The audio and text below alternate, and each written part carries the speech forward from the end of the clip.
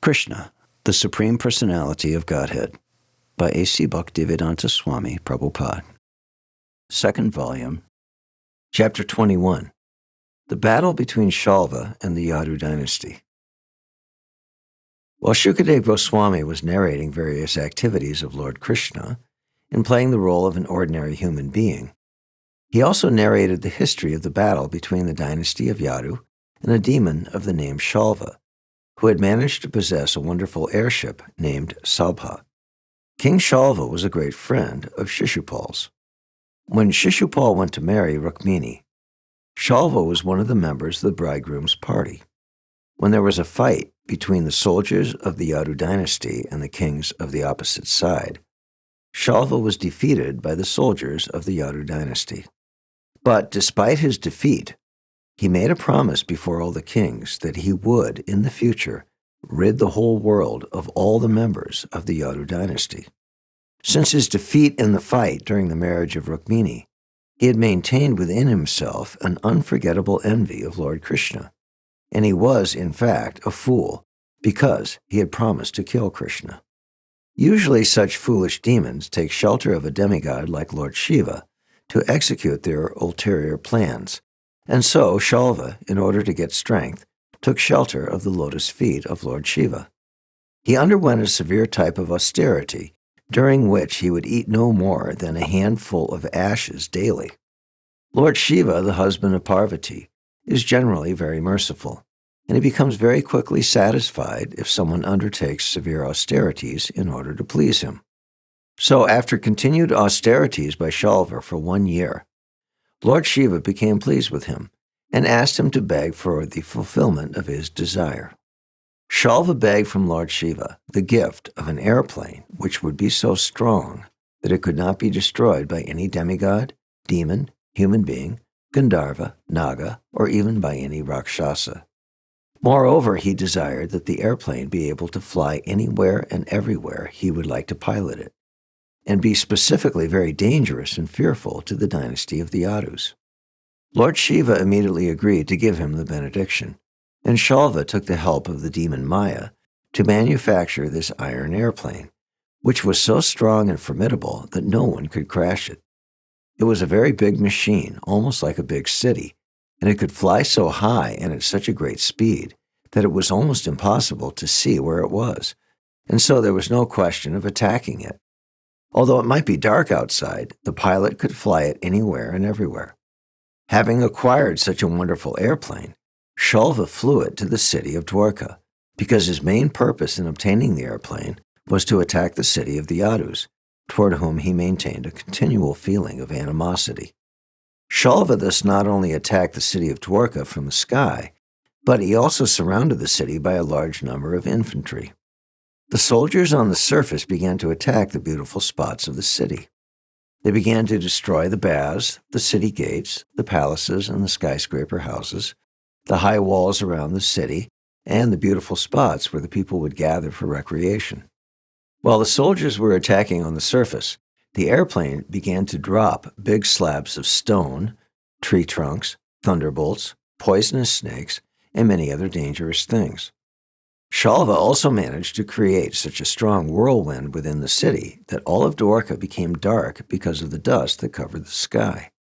The airplane occupied by Śālva put the entire city of Dwarka into distress, equal to that caused on the earth long, long ago by the disturbing activities of Tripurasura.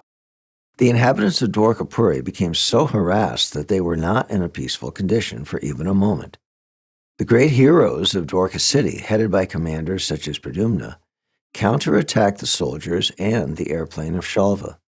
When he saw the extreme distress of the citizens, Pradyumna immediately arranged his soldiers and personally got upon a chariot, encouraging the citizens by assuring safety.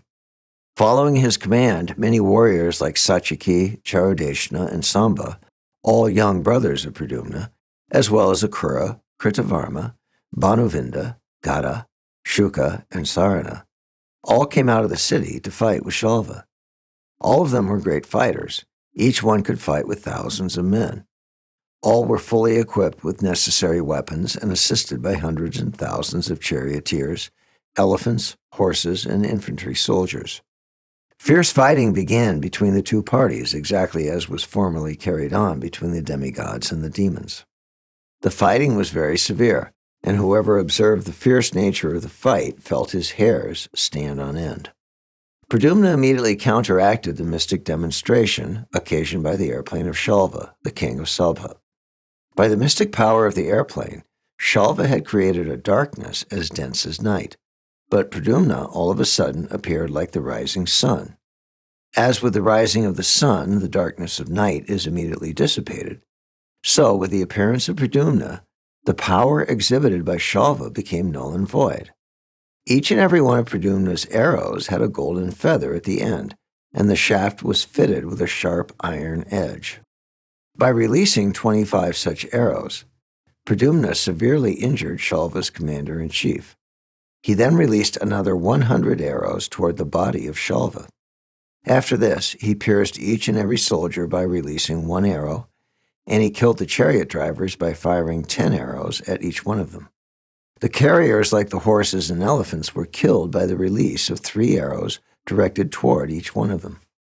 When everyone present on the battlefield saw this wonderful feat of Pradyumna, the great fighters on both sides began to praise his acts of chivalry. But still, the airplane occupied by Śālva was very mysterious. It was so extraordinary that sometimes there would appear to be many airplanes in the sky, and sometimes it would seem that there was none. Sometimes it was visible, and sometimes it was not visible, and the warriors of the Yadu dynasty became puzzled about the whereabouts of the peculiar airplane. Sometimes they would see the airplane on the ground, and sometimes they would see it flying in the sky. Sometimes they would see the airplane resting on the peak of a hill, and sometimes it was seen floating on the water. The wonderful airplane was flying in the sky like the firefly in the wind. It was not steady even for a moment. But despite the mysterious maneuvering of the airplane, the commanders and the soldiers of the Yadu dynasty would immediately rush toward Śālva wherever he was present with his airplane and soldiers. The arrows released by the dynasty of the Yadus were as brilliant as the sun and as dangerous as the tongues of serpents. All the soldiers fighting on behalf of Śālva became soon distressed by the incessant release of arrows upon them by the heroes of the Yadu dynasty, and Śālva himself became unconscious from the attack of these arrows. The soldiers and the fighters fighting on behalf of Śālva were also very strong, and the release of their arrows also harassed the heroes of the Yadu dynasty. But still, the Yadus were so strong and determined that they did not move from their strategic positions. The heroes of the Yadu dynasty were determined to either die in the battlefield or gain victory. They were confident of the fact that if they died in the fighting, they would attain a heavenly planet, and if they were to come out victorious, they would enjoy the world. The name of Śālva's commander-in-chief was Dwijamani. He was very powerful, and although bitten by 25 of Pradyumna's arrows, he suddenly attacked Pradyumna with his fierce club and struck him so strongly that Pradyumna became unconscious. Immediately there was a roaring, "Now he is dead! Now he is dead!" The force of the club on the chest of Pradyumna was very severe, enough to tear asunder the chest of an ordinary man. Pradyumna's chariot was being driven by the son of Daruka. According to Vedic military principles, the chariot driver and the hero on the chariot have to cooperate during the fighting.